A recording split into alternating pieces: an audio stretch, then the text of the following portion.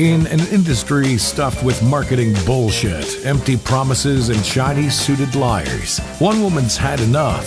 She knows what it's like to have the wrong clients, no money, and no time for fun. But she also knows how to fix it. And on the Business for Superheroes show, she promises to tell the down and dirty truth about business, sales, and running away with the circus. Here's your host, Vicky Fraser. Hello and welcome to the Business for Superheroes show. I'm Vicky Fraser and this is my husband Joe. Hello. Hello. Hey. You alright? Yes, thank you. Joe, what are you drinking tonight? I'm drinking cider from the county of Hereford, Shire. Bournemouth. It's pretty standard cider really, but it's quite nice because I just got back from the jiu-jitsu and I'm duffed up, dehydrated and in need of sugar and booze. And I thought, well, cider's a good way of doing all those things all at the same time. Well, that's true, but cider's dull. And I am drinking gin and tonic, of course. But I'm not drinking just any gin. No, I am drinking Earl Grey Forest Gin. You've gone very Jackanory. Earl Grey Forest Gin is 39.5% by volume. And I've got batch number 25. This was given to us by our lovely neighbour Barbara, wasn't it? It was. And this is really... Are we still doing the reading out the bottle thing? Yeah. Oh. Well, we haven't had Earl Grey gin on the podcast before. Okay, all right. So, it is the finest organic grain spirit, organic juniper and coriander, a perfect blend of gin botanicals. And then it says things and stuff. It's very nice. It is very nice, actually. It's kind of tea coloured, which you would expect it to be. It's like a... And it does actually taste a bit tea-ish. It does taste a bit tea-ish. I'm drinking it with Schweppes tonic, and I've got frozen raspberries in there as ice cubes. So tea and raspberries are a traditional thing, aren't they? Are they? Are you mocking me? No, they're not. You did taste delicious with the raspberries. Anyway, welcome to the podcast. Podcast number 123. Jeepers. Can you believe that? No. Said it before, but I didn't think we'd get past number 3. You didn't think we'd get past number 1. Gee. So, what have we been doing this week, Joe? Oh my God. Well, we're recording this just after the bank holiday weekend. Which is glorious. Which was like the hottest May bank holiday in recorded history or something ridiculous. Was it? Yeah. And we were lucky enough. Well, I did 2 main things. The first of which was the Fraser Family Worm Charming Championships. Which I did not go to. You did not go to. And the reason I did not go is because we have 2 new additions to our family, don't we, Joe? We do. We have 2 lambs. And if anybody has been following my emails, my daily emails and my posts on Facebook, you'll know that a few weeks ago I was down visiting a friend and I met a farmer who had a lamb with a wonky leg, and he said, I'm going to have to knock him on the head. And I was like, don't do that. So I'll have him. So I adopted this lamb last weekend, and then of course he couldn't be alone, could he? Last weekend, 2 weekends. 2 weekends ago, crikey. Eric the lamb, and he was adorable, wasn't he? He was nice. We liked him. He is adorable. And he couldn't be alone, so I then adopted Tigger.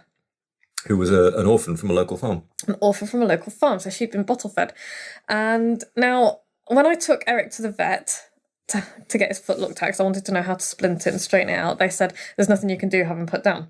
Now, me being me was like, no fucking way is that going to happen, because he was otherwise really healthy and he was bouncing around. Loved Tigger, didn't he? He was bouncing around, and I was just like, no, not a chance. I've saved him and he's happy and he's healthy. And I've seen loads of animals with disabilities and, this is nonsense. So I went home and cried for 2 days and then set about trying to find a solution. And I got put in touch with this lovely woman called Carol who runs the Farm Animal Rescue Sanctuary in Warwickshire. And she has taken Eric for us. She has experience in such things. She does. And Eric is now sharing his life with a little blind lamb named Stevie and a little 3-legged lamb named Jake. Nice. And that just makes me so happy. And they look very well together, don't they? They do look very well together. And so that left Tigger on her own. And I said to Joe, do you want me to take Tigger back? Because I know that Joe was a bit rolly-eyed about it. I was rolling my eyes pretty heavily about all of this, to be honest. And when I texted you and said, shall I take Tigger back? You were like, don't take her back, she's lovely.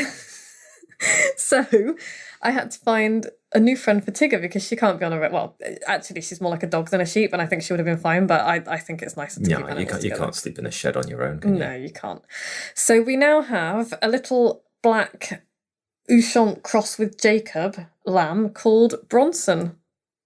And that name Bronson is an old Anglo-Saxon name which means son of the dark man. Mm-hmm. And Bronson is a dark ram. And so but aren't they gorgeous? He probably is the son of a dark ram. He probably is, yes. But aren't they gorgeous? Mm. They are so gorgeous, and I'm completely in love with them. And so we're bottle feeding Tigger, who has always been bottle fed and is a greedy little barrel. And I'm trying to persuade Bronson to have some milk, although he's mostly weaned, so that's okay. He's like 5-6 weeks old, so yeah, he's doing all right. Yeah, he's all good. Back to the weekend. So back to what we've been doing all bloody weekend, apart from Worm Charming Championships, about which we will speak another day. Putting up fences, because why put up fences before you get sheep? Put up the fences after you've got sheep. This was all a very last minute thing. I had to rescue Eric. I had to rescue Eric, and I had no time in which to do it. So yes, hottest weekend of the year. We are digging holes, lugging big lumps of timber around, post knocking, yeah, tensioning wire. You know what? Everybody who's seen pictures, who knows about fences, has been like, "That's a really good job you've done there." Oh yeah. And we've got like the world's wonkiest gate, but I don't care because it's our gate and we made it and it works. And it might be wonky, but it works. I'm really proud of us. Yeah. And so we were having never put up a fence before. I know. I thought we did quite well.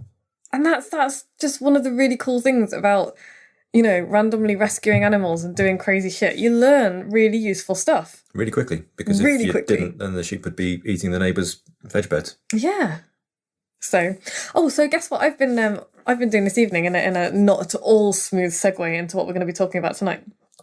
You should have to think. I don't know. I have been planning out on paper the moustache-themed Charlie Chaplin-esque striptease that I'm going to be doing at the Ludlow Pride Festival in June. Could you just string all of those words again into that sentence? The moustache-themed Charlie Chaplin-esque striptease.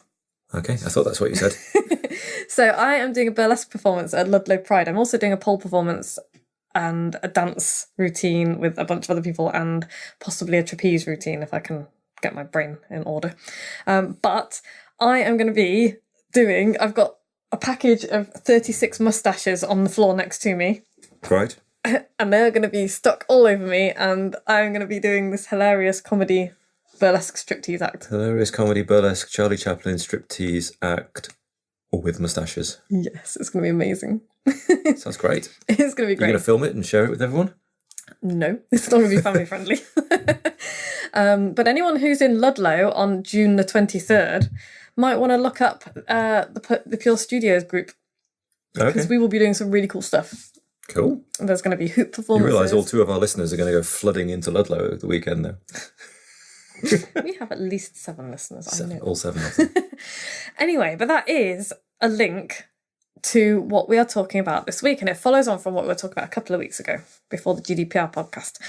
And it's all about body confidence and why I think that everyone should take a pole or burlesque or stripper class at some point, because it will and particularly if the very idea of doing something like that fills you with horror, because it fills your head with the thought of, I could never do that, I'm not thin enough, or I'm not fit enough, or I'm not, whatever enough, then that's all the more reason to go and do it, because it just builds your confidence enormously, doesn't it? I don't know. I've never done a strip. But you do know, because some of you've seen people perform in our pole. Yeah. At the courtyard last year and at the pole competition, and they're not all skinny, super fit people, are they? No, for sure. But how awesome do they all look?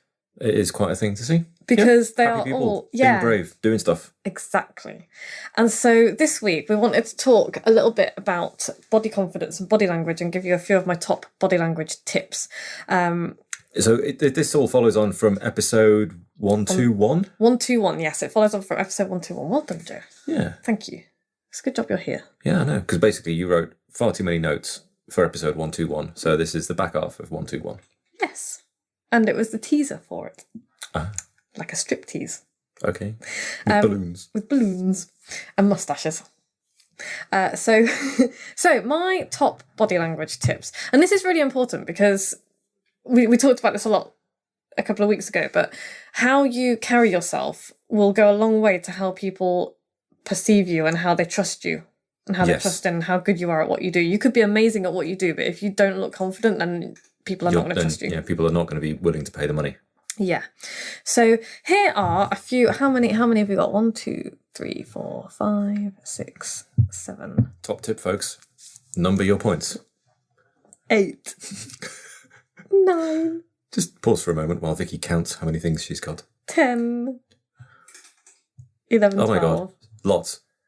12. 12. My top 12 body language tips. Okay, let's whiz through them. Are you ready? I am, because we've just done a 10-minute introduction, which is long and rambly even for us. People want to know about the lambs. And it was all good. It was doing stuff that scares you and doing stuff that's different and learning things. Anyway, Joe, what is body language tip number 1? Sit up straight. Yes. Why? Because you're either bored, sad, disinterested, and people will see it in you.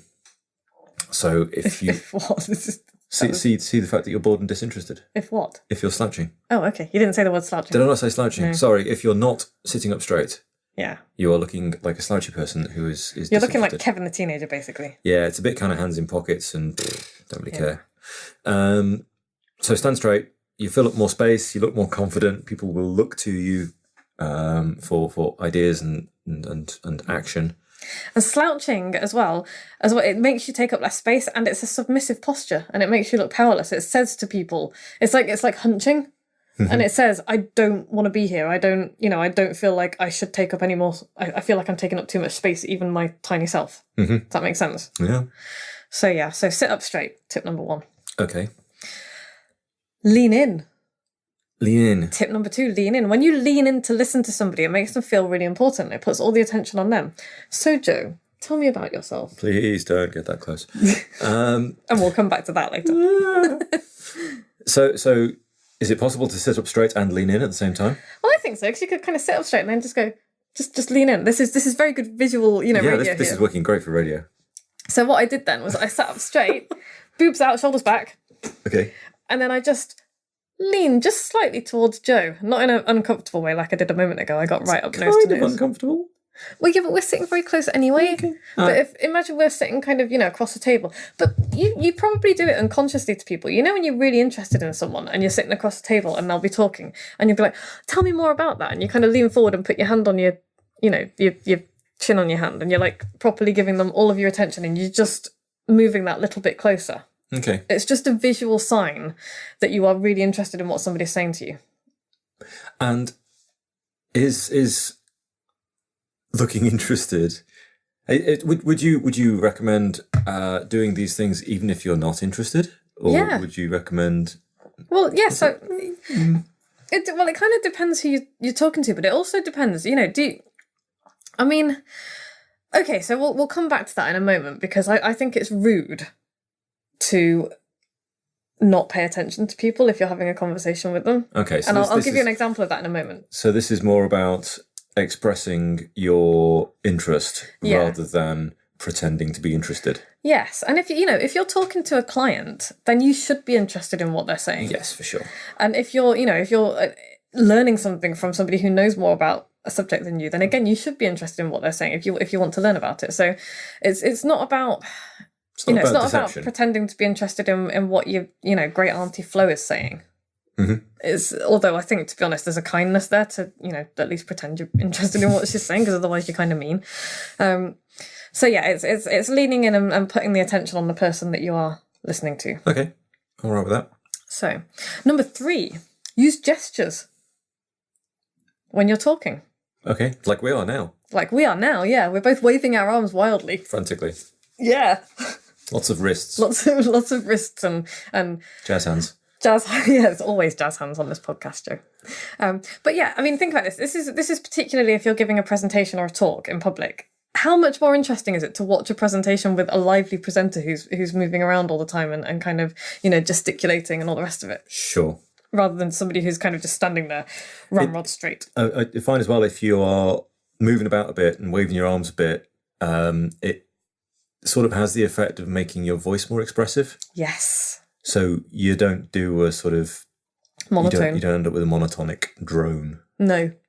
So if you're waving your arms and doing stuff and striding about and sitting down and standing up and pointing and stuff. Well, it gets your heart rate going. Yeah. It's exercise. Yeah, your voice will be much more interesting if you do. Yes. I actually do an enthusiasm exercise that I totally poached from somebody years ago. I can't remember the guy's name. That's terrible.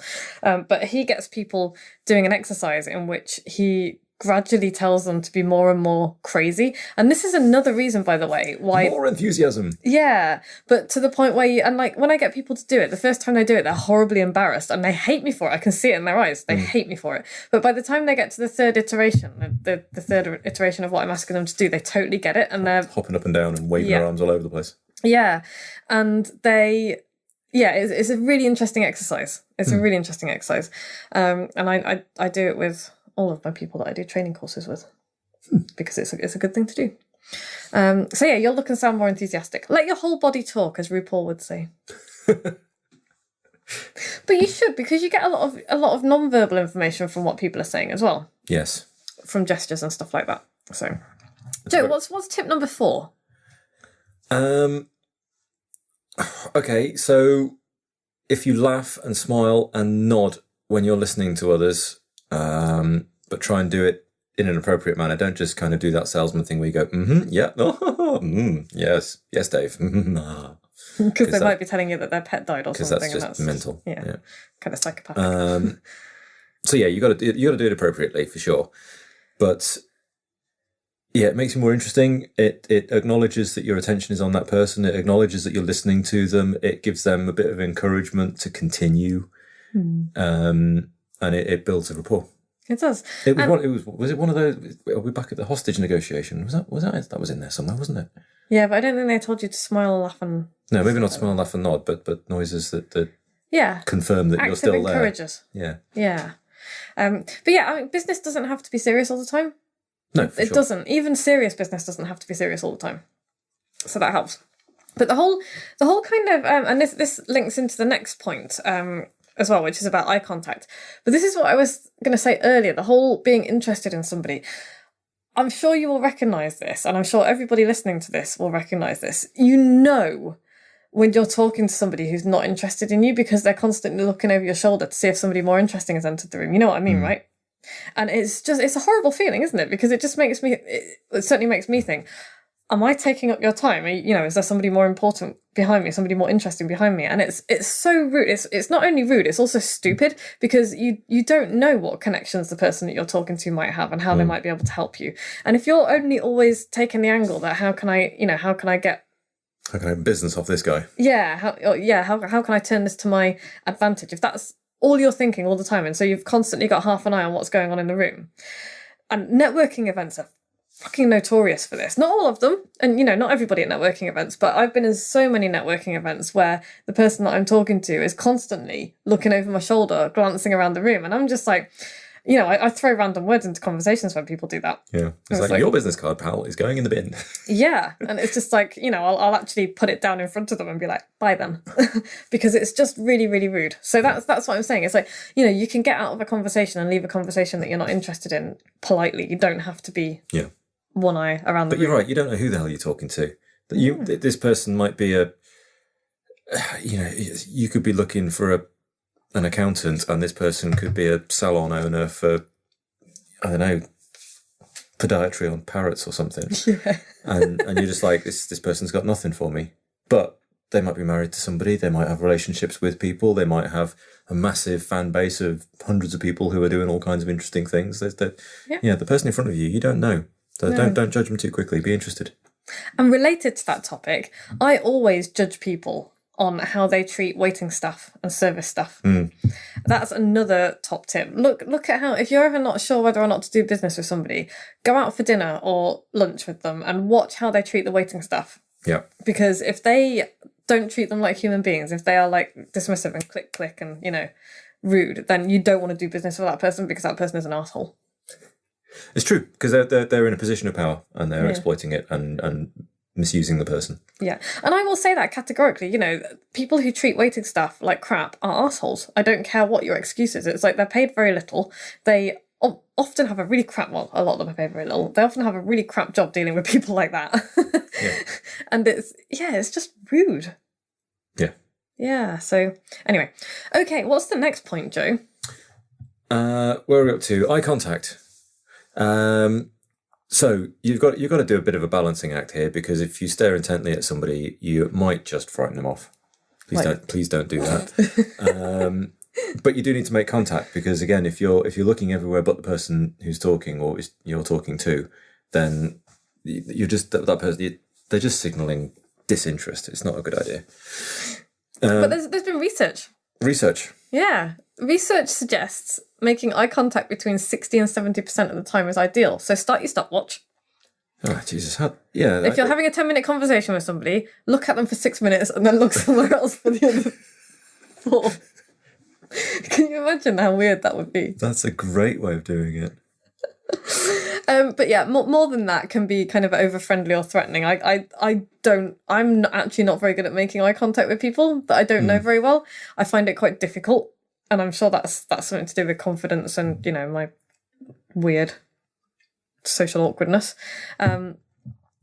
But also, you know, if you're not sure about what you're saying, I think, and you don't want to be staring at somebody, it's like, if you're trying to think of what you're going to say, then quite often you will look up to a corner, or you will, you know, I'm doing it right now, and that's perfectly natural. And your eyes will dart around, and that's different from when people are obviously looking for something better to... There is a difference, isn't there? It's like, it's not even something I can kind of put in words, but... Yeah, but there are definitely people who do it too much, and they are a bit odd. Yes. It does feel uncomfortable. It does feel uncomfortable. And that's, you know, that's not to knock people who genuinely don't pick up social cues. You know, people with autism, people with other, you know, the social, perhaps, I don't know, disabilities, whatever, will find it more difficult to pick up on those social cues. So I'm not necessarily knocking them, but if you're they call it NT, don't they? Normal. Neurotypical. Neurotypical. If you're neurotypical and you're trying too hard with the eye contact thing, then it will come across uncomfortable to people. So if it kind of feels natural, then you probably got it about right. If, you know, I don't know, it's just... If the person's kind of slowly backing away from you, you're probably doing it too much. Yeah. And that goes for... Arm waving? No, what's the words? Personal space? Yes. Personal space, which is coming up later. I'm having a real problem today. Personal space is like, I will actively move away from people. I really can't stand having my personal space invaded. I hate it. And I will actively move away from people and kind of look for a door. There's weird people in post office queues who stand right on your heels. Stand on you, breathe down your ear and stuff. It's just like, you need to back away, pal. Yeah, I will the first time I'll accidentally like step back and stand on my feet. And the second time I'll turn around and say, could you please move? Because I really don't like having you that close. Yeah, I start swinging a bag around, you know, put it on this shoulder, put it on that shoulder. We're so British, aren't we? It's like, we can't just turn around and say, please, can you give me some space? It's like, let's do the really passive-aggressive standing on someone's foot thing. Yeah. Okay, cool. Right, we're actually over time. Should we do the rest of these next week? Oh my God, we're going to 3-parter. I don't know, we could do. Phew. Is that too much? I don't know. But we are over time. We are over time. And we haven't had dinner yet. You know what? I think there's quite a lot more to say about this. So we've done the first 1, 2, 3, 4, 5 body language tips, and we've got another 7 to go. Okay. Let's do them next week, because that gives everybody something to come back for. Okay. See what I did there? All right. Sweet. And by the time we come back, we'll be on the other side of the first UK Breaking Bread Mastermind. Excellent. Which is happening this weekend. In fact, it's happening as you're listening to this. Hopefully, if you're actually at Breaking Bread, you're not listening to this, because you should be listening to us. That was meta. Yeah, that got a bit weird. Yeah, okay. Anyway, so we're doing the Breaking Bread. Oh, you know what? I'm just going to stop now. All of this shit that I'm talking about is all about charisma and flamingoing your business. And I have paused my book for a little while, you know, my world exploded with lambs and things. But I'm coming back to it, and I am thoroughly determined to launch my new book in June. So if you would like to be among the first to know about it, please go to vickyfraser.com/flamingo. Give me your name and email address, and I will let you know when it's out. Excellent. You can also, you know, you can also join Bookaholics Anonymous, because that's free. And we are reading at the moment, we're reading a really good book called They Ask You Answer. And if you don't want to be spending money on advertising at the moment and you want to really help, like genuinely help people with stuff that they're going to find interesting, that book is a really good one to read. And if you join Bookaholics Anonymous and jump on the group call, you will get all of the insights that other people have as well. Cool. Totally free. You can go to vickyfraser.com/book club. Nice. Or you can join my superheroes and actually start getting stuff done. And if you want to do that, you'll have to drop me an email because honestly, my systems are a bag of shit at the moment. I'm just sorting them out. But they're going to be awesome. It's going to be all sorted out. It's going to be all sorted out. All the web work is going to be unbungled. Yeah. If you like this podcast, go to iTunes and subscribe, please. Leave us a review or, subscribe wherever you get your podcasts. Or share it. If you know somebody who will enjoy this nonsense, send them a link. vickyfraser.com/podcast. Otherwise, we will be back same time next week with even more body language tips. Okay, cool. And a different gin. Lovely. Take care. Bye. Bye. Like what you've just heard? Tell your colleagues, tell your friends, send them to www.businessforsuperheroes.com/podcast.